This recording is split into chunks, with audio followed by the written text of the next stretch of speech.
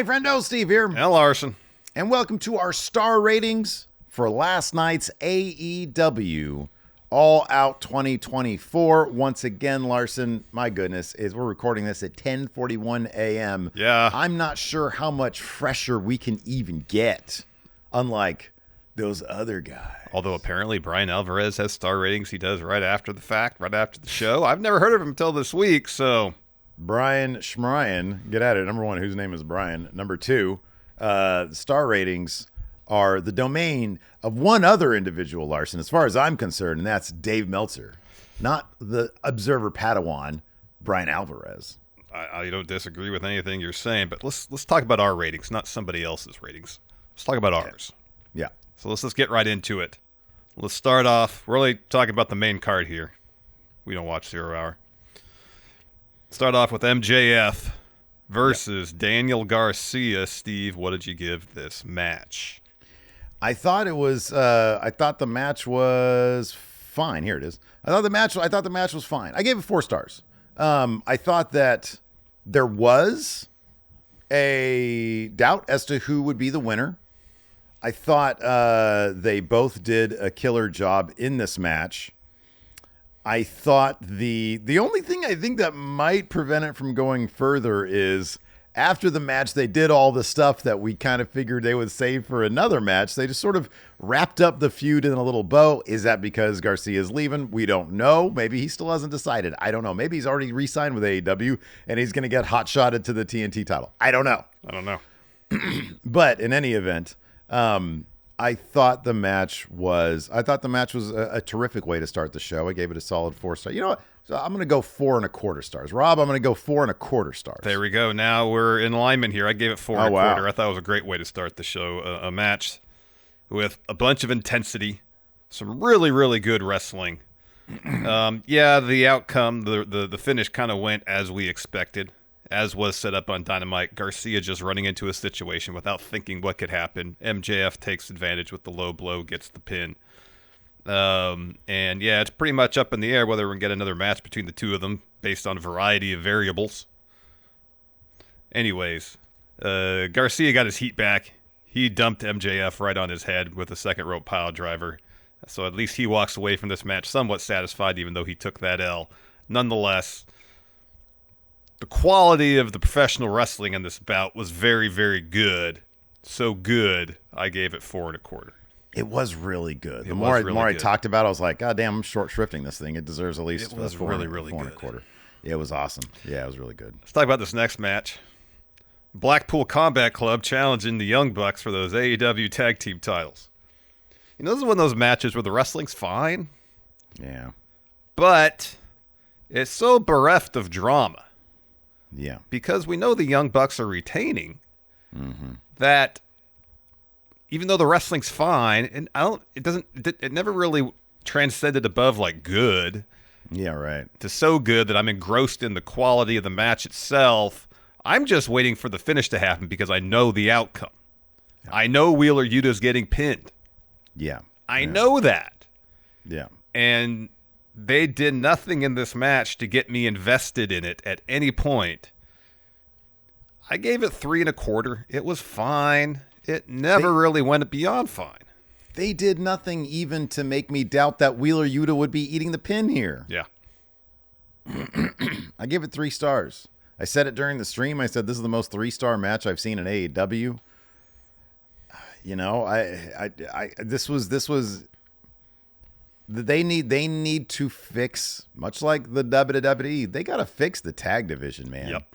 They got to fix the tag division. Right now, the most popular group, the most popular tag team in AEW, just got their first televised win. It's the Outrunners. And they're an 80s comedy gimmick team, which is fine. That's great. You can add dimension to a team like that and make them into a crew that, you know, people are emotionally invested in and not just, you know, tickled by the gimmick. These guys put everything they have into the gimmick, and I think it's great.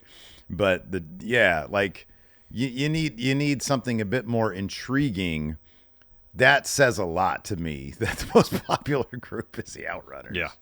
Yep. When you have the Acclaimed on the kickoff show taking on Iron Savages, I mean, yeah, the AEW tag division's a mess. Yeah. A mess. Let's talk about the International Championship bout. Pac challenging Will Ospreay for that title. Coming up short. Steve, what'd you give this one? 5 stars. This is a terrific match. You and I have our scales are a little bit different. I can go past 5 stars. And so this isn't like match of all time territory, but it is definitely, in this, to borrow a phrase from those other guys, because you still have to learn from those other guys, because they are right now anyway, still the pinnacle. This is match of the year territory. Not feud of the year territory, but in terms of like what happened in that ring and the ability of these two guys, yeah, I give it 5 stars. It'd be, how could I not? With my scale, how could I not? It was absolutely phenomenal. Yeah, since mine has an upper limit, 5 stars, most I'll give. I gave it 4 3/4. This is as close as a 4 3/4 match can get to 5 stars, though. Mm-hmm, yeah. Can't quibble about anything in terms of the execution of every single spot in this match. It is basically as good as in-ring pro wrestling gets. Yeah, yeah. The only reason I might docked it a 1/4 star is just because, as good as it was, see, this was one of those matches where even though the outcome wasn't in doubt, we knew Ospreay was winning. Yeah, I could still get vested in it due to the quality of the work in the ring. That being said, there wasn't a ton of drama. Knew Ospreay was winning. So that's why it's 4 3/4 rather than 5. But again, if I didn't have an upper limit of 5, this would probably be a 5-star match. the highest I've gone in the past, by the way, is 5.5 stars. All right. Yeah, I've given. So I kind of feel like if I don't have an upper limit, then every time I go like above 5 stars, does that mean I have to reevaluate everything I did before since there's a new high point? We should do a video exclusively on that. Yeah. But this is a long conversation. It is a long conversation. That's why in my own process, I just decided 5-star max. In short, if I'm blown away like I've never been blown away before, I'll go above that. Yeah. You know, it's sort of in a way, I guess it's like Meltzer. I think Meltzer said his star rating is infinite. But yeah, there is that caveat. It's like, okay, well, on one hand, if something blows away everything else, doesn't it deserve more than the other ones that were the previous high? On the other hand, you're right. Wouldn't you have to go back and reevaluate stuff? So I understand both sides of it. Yeah. Let's talk about a fantastic Chicago street fight. Chris Statlander defeating Willow Nightingale in just a stellar bout. You can make the case this was the most entertaining match of the night. Sure. They went absolutely. all over the place. Some really well done, really creative spots. Some great character work throughout. I gave it 4.5 stars. I easily could go 4 3/4. I thought this was fantastic. Yeah. Just really, really great work from Statlander and Willow here. And I'm curious to see where it goes. You know, if Statlander now asks or requests, demands a CMLL women's title shot, what kind of match stipulation are they going to follow this up with? Because it's hard to do a match of this quality with this kind of stipulation and be like, we're going to do a standard match after this, you know? Yeah, I don't know if there are any rules or regulations regarding like CMLL title matches if they have to stick to a certain stipulate or to a certain regulation. I don't know. But yeah, I don't know if they're going to take this to like a strap match or Texas Death, but you'd think that they would do something a bit more than just a standard match, but I don't know, maybe not. Sometimes if it's like, oh, now I want my title, I've proven how far I'll go, I want the title. All right, well, you got to do the thing that you haven't done before, and that's beat me straight up one-on-one in a regular match. I could see that being the case. It's different than like a blood feud situation, which this definitely has elements of that as well, obviously. Yeah. I gave it 4.5 as well. Just a killer match, probably, like you said, the most entertaining match on a night with a lot of entertaining matches, but the creativity with these two, the emotion they brought to it, the story they had built up to this point, all added to the match. You got to take that stuff into account. You really do. Definitely. Let's talk about the 4-way Continental Championship match. You had Okada, Takeshita, Orange Cassidy, Mark Briscoe. Steve, what'd you give this one? I give it straight up 4 stars. Very highly entertaining match. Really good stuff. given that I think there was, well, in my mind, there was like 3 people that could have won this. Everybody but Mark Briscoe. Because, Jericho has that thing going with Orange Cassidy. That's why I put a bunch of, channel points just sort of as a, hey, this could work on Orange Cassidy on the Twitch betting. Because Jericho was talking about the backpack and Orange Cassidy's been like, hey, I missed that title. So I was like, okay, maybe they'll take Okada versus Takeshita without the title. Maybe they'll do that. Didn't happen. Okada won. And I thought it was fine. 4 stars. Yeah, I thought it was fine. I didn't go as high as 4. I went 3.5. It was fine. Mm-hmm. It was entertaining. Yeah. But it didn't engage me to the same level as the previous 2 matches did. Mm-hmm. Yeah. There were some memorable spots. I like they're setting up Okada Takeshita because I think that feud could be great. Mm-hmm. Yeah. And if we got nothing else out of this match, we got that. So, yeah, 3.5 stars. Let's talk about Mercedes Moné defending the TBS Championship against Hikaru Shida. I thought 3/4 of this match was really, really good. Mm-hmm. The last quarter just kind of, I don't know, something happened. Mm-hmm. It seemed like there was that bit where Monet eats like 3 katanas, kicks out at one, and rolls out of the ring. Yeah, that was weird. Yeah, that was weird. That was strange.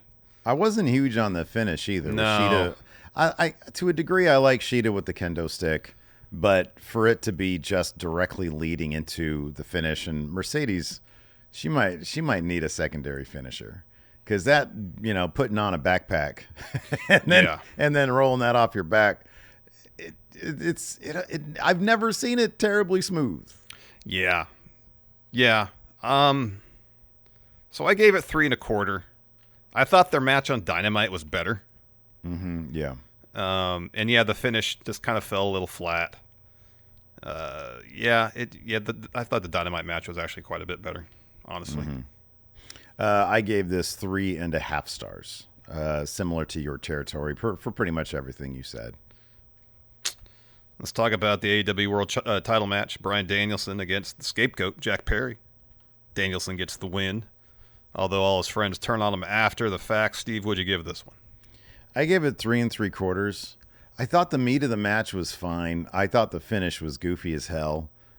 Jack Perry doing the whole I'm sacrificing myself thing. This is a world title match. Yeah. Why are you doing that? Yeah. Was that meant to protect him? Because he's like, he's just admitting defeat or whatever the situation is. I didn't get it. I like Jack Perry. You and I both like Jack Perry. But yeah, I don't know that this was the match that you wanted to do. I don't know that anybody would be sitting, but you got limited time with Danielson. And I don't know anybody's going to be sitting there being like, what we really missed out on? A Danielson Jack Perry match. Again, I like Jack Perry, and maybe in 2 years that's a match where I'd be like, oh man, it's a bummer we didn't get that match, and I guess we got it. But it wasn't into the finish. Match itself was fine because Bryan Danielson puts on great matches no matter what. But yeah, just lacking in drama, and then the finish left a sour taste in my mouth. So I went 3.75. The most memorable thing about this match is how well Jack Perry sells the knee plus from Bryan Danielson. He does. He flops. Just launches he himself, flips. and it's great. Yeah, I gave it 3.5. Basically everything you said I agree with. Not a ton of drama. Work was fine.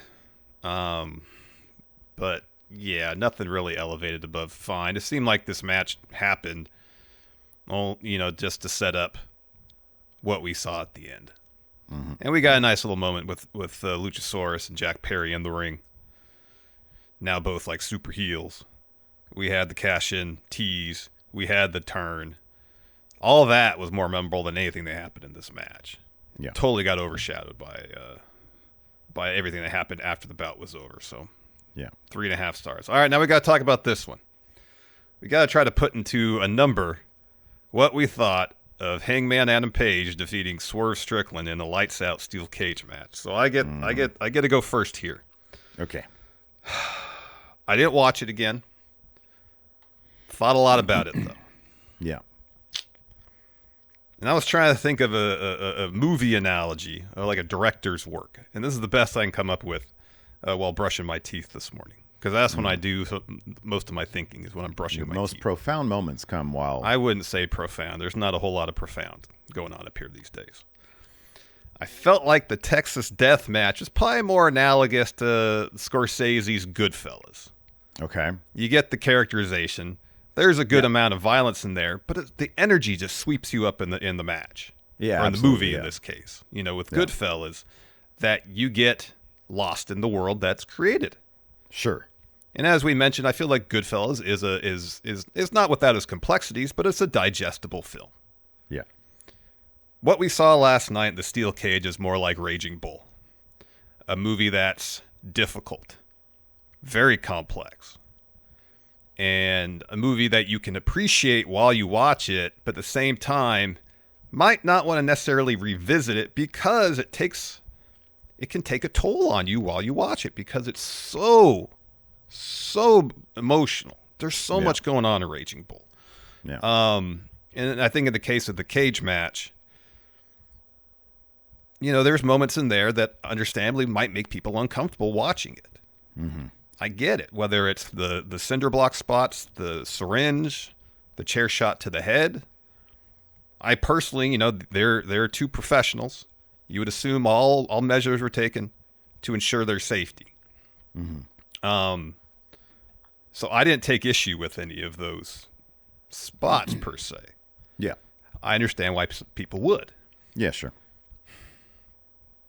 It's tough to put a number to this match because it is a challenging bout, and that's not something you necessarily say about a pro wrestling match. For context, you did give Texas Death 5 stars. I did give it 5 stars. And so when I was thinking about it more, I was trying to think, because when I thought about it, you know, both matches check the boxes in terms of, yes, they're both brutal, but the brutality is motivated by the characters. It's not brutality for brutality's sake. It's not violence for the sake of violence. It's all motivated by story and character. Mm-hmm. And so I think for me, the reason I will probably give the Texas Death Match a higher score than the cage match, because I feel like the stipulation of the Texas Death, for the story they're telling, the brutality they want to enact on each other, Texas Death gives them a broader palette to work with. There were stretches of the match last night, which is to no fault of them, to Swerve and Hangman. There were stretches of the match last night they had to, for periods, adhere to the conventions of a cage match. Mm-hmm. And I felt like that stipulation, and we could talk endlessly about the metaphor of them wrestling in a cage, the motivation for the cage match itself, where Hangman doesn't want any interference, even though Swerve hasn't won by interference in forever. Mm-hmm. That's a conversation, a broader conversation that maybe we'll have at some point. I don't know. Anyways, I felt like the conventions of the cage match, at moments, limited personally my enjoyment of this match slightly as compared to the Texas Death Match. Whereas I felt like they had the entirety of the ring, the ringside area. They could go wherever they wanted to get as creative as they wanted to. Not the same with the cage match because you're stuck in the ring. So and this is just literally a number that I came up with. It could change under further evaluation. I gave it 4.5 for now. Mm-hmm. But that's trying to put a number on that match is inadequate. I love the analogy of Goodfellas and Raging Bull, the boxing movie, yeah. Raging Bull. I don't know. I just lost it. I love that analogy. I think it's great, and it is one of those things where I think it's a terrific analogy because you do have one that is probably more entertaining, Texas Death, and then you do have one that just makes you sit in it. It makes you ponder. It makes you think. That to me is a special thing, an incredibly special thing in wrestling. When you think about where, not just the match itself, but where you think about where this started.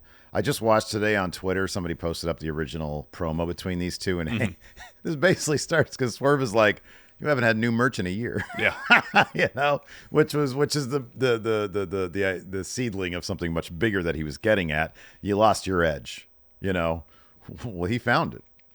And look at the person that he's become. And is there a shred of humanity left in Hangman Adam Page? We talk often about how the Bloodline is one of the greatest stories in pro wrestling because there's all sorts of awesome character interactions and twists and turns and plot turns and awesome moments in the ring, whether it was the trial, Sami Zayn, et cetera, et cetera. This might be the best feud in the history of pro wrestling, given what the characters have gone through, especially Hangman. And no disservice to Swerve, because he has been the integral part of this story. I mean, the thing about Hangman, once he got his title, everybody's like, okay, now what? And they couldn't craft a good story for him, largely because, well, one of the reasons is, I think, because babyface championship runs are just difficult. They are. They can be, You get to, he finished a story. You know, now you got to write a sequel to it? Okay. Well, this is that sequel. And look what inevitably happens, that he loses all his humanity. The entertaining moments in wrestling are of legion. It's a plethora. I've never given a match over 5.5 stars. I went back and looked, and thank God for the Rob Server for cataloging all these for every pay-per-view that we do, that we've been doing the match ratings for. I've never gone above that. This is going to be my first 6-star match. Wow. Because it encapsulates everything. I've never seen people talk about a match like this, ranging from from people who, want to say things like, oh, you wouldn't have been able to handle ECW, all the way to people being like, my God, how could they ever do this? They're all, and everything in between.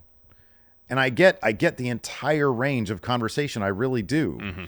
But when you look at the saga that these two men have told, I mean, my God, absolutely brilliant. Absolutely brilliant. And this match was their good, bad, and the ugly. This match was their, well, you can't say Godfather 3. But this match, I think, was their magnum opus.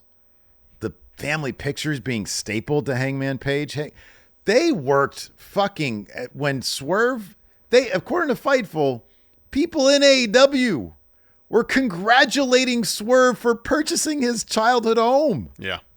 That's how much he worked. He worked them. They thought it was real. And so Hangman burning down his house, using a shard of that house. My God, this is an absolute thesis on character study in pro wrestling. So for that reason, this is going to be the one time I leave the others in the dust and give this 6 stars, because I think these guys told a magnificent story. And again, like you said, the safety aspect of it, I get it, but it's baked in. They're professionals. I'm not there. I'm not supervising. And if I was supervising, I wouldn't know what the hell to do. Yeah. So you have to bake in that these men decide, hey, and sometimes you sacrifice for art. I don't think hitting Foley with the chair 13 times was sacrificing for art. I think that was taking liberties. Yeah, I think that was excessive. Yes. Yeah. I think, the chair, obviously, with the cutback and even the TV production on this, for most of it, and especially towards the finish, was just expertly done. It was a rare moment where AEW just absolutely killed it. Whoever had the decision to pull back on that chair shot, absolutely brilliant move. It really was. Yeah. So yeah, this one broke all the scales. Was it my most entertaining match of all time? No, but when a match goes to this lengths to tell a story, a really compelling story, I would prefer to be uncomfortable once in a while. Yeah. Because it was so big. It was so inspiring. Yeah. No, this is something this number is something to be wrestling with for a while. And that's why, like, right now, as I think about it, I can't help but compare it to the Texas Death Match in terms of how I have no quibbles about the story whatsoever, or how it was told, the moments themselves. I just feel like, I don't know, if the conventions of the cage match per se, I can't necessarily think of any moment during this match that necessitated the cage. And I felt like, I know they probably didn't want to do a lights out match after the Texas Death, because really, what's the difference? It's unsanctioned. That's it's unsanctioned. That's the only difference, really. It's anything goes. Yeah. And I get they want to mix up the stipulation. Completely understand that. And again, we could talk about like the metaphor of them being in this cage. I think that's the big thing, though. It is. I think the metaphor is everything here. With it is. And I'm not dismissing that. I just felt like, personally, at this moment, it could change tomorrow. In terms of the structure of the match, it would have been maybe perhaps more interesting for me if they had explored things beyond some of the typical conventions of a cage match. That's it. Put it in the double cage. Then we're talking, Yeah, you could do the old Ready to Rumble cage. Yeah. 3 of them. That'd be good too. Because this could have easily been a standard lights out match, and they could have gone everywhere around the arena, and who knows what they would have come up with, and still told the same story. And it's a minor thing, but at this point in my evaluation, I'm getting down to the details like that for me to kind of try to come up with some number. Mm-hmm. Yeah, right. Because otherwise, I'm a bit at a loss, because I agree with everything you said. This is challenging, really well executed storytelling, and like I said, 4.5 feels completely inadequate. It could change tomorrow. This is something I'm constantly reevaluating as I think about it. Sorry, Rob. 4.5 asterisks for now. Okay, Rob, you get that 4.5 asterisks. It could be a 5 tomorrow. This takes. Yeah. This is something I'm gonna have to marinate on for a while to really kind of pinpoint my feelings on it. That's why the cage aspect's the only thing I can be slightly critical of. And it's small. It's minor. For me, it was either don't rate it, which is I consider that completely. Yeah. Dispense of the silliness of star ratings when we're given something of such magnitude. Yeah. Or just blow everything out of the water, which is what I chose to do. Yeah. I just kind of chose something relatively arbitrary until I can actually figure out what I want to do, because that's what 4.5 was. How many stars did you give it? X. What? Undetermined. Yeah. Yeah, TBD, evidently. Because fluid. Yes, fluid. You gave it fluid stars. That's what it is, because I could easily go 5 on this if I want, but I'm still digesting it. Yeah, still digesting it all. Yeah. All right. Well, anyways, we want to know what the friendos think. Drop them in the comments below. Let us know what you guys thought about all these matches. What star ratings would you give? We want all your star ratings. More stars, the better.